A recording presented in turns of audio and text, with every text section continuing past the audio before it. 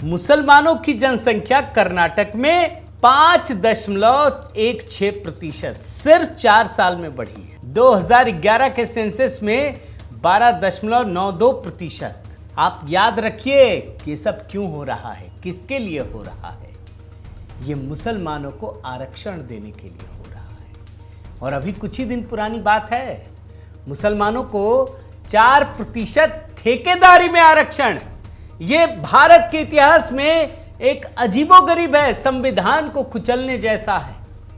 पूछा गया इनके उप मुख्यमंत्री से, डीके शिव कुमार से, कि आप बोल रहे हैं मुसलमानों को आरक्षण देंगे, ये संविधान के विपरीत है। बोलते हैं संविधान बदल देंगे। The criticism is that even the constitution doesn't allow for reservations based on religion. Yes, I agree. Let us see. Let us watch. Let what court comes out. We have started something.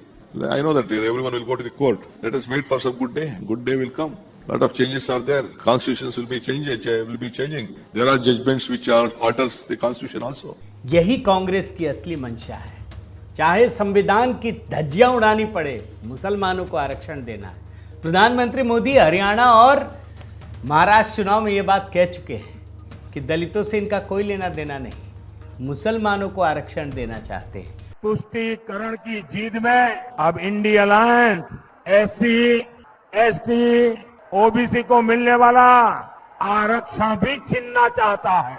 ये लोग कह रहे हैं कि आरक्षण अब मुसलमानों को दिया जाए, और भी आधा अधूरा नहीं, थोड़ा सा नहीं, पूरा का पूरा आरक्षण मुसलमानों को दिया जाए। जिस तरीके से दलितों के साथ आज ये अत्याचार कर रहे हैं, पिछड़ी जातियों के साथ, यही काम तो अंबेडकर के साथ हुआ। आप जानते हैं कि नहीं? और अंबेडकर के साथ क्यों हुआ, कभी सोचा आपने? उसके लिए जानना ये जरूरी है कि अंबेडकर के इस्लाम पर विचार क्या थे, मुसलमानों पर क्या विचार। और मैंने दोस्तों, मैं सच बताऊं, मैं अभी तो नहीं बताना चाहता था, ये देखिए डॉक्टर भीमराव अंबेडकर की पुस्तक है पाकिस्तान या भारत का विभाजन, एक एक चैप्टर में पढ़ रहा हूं।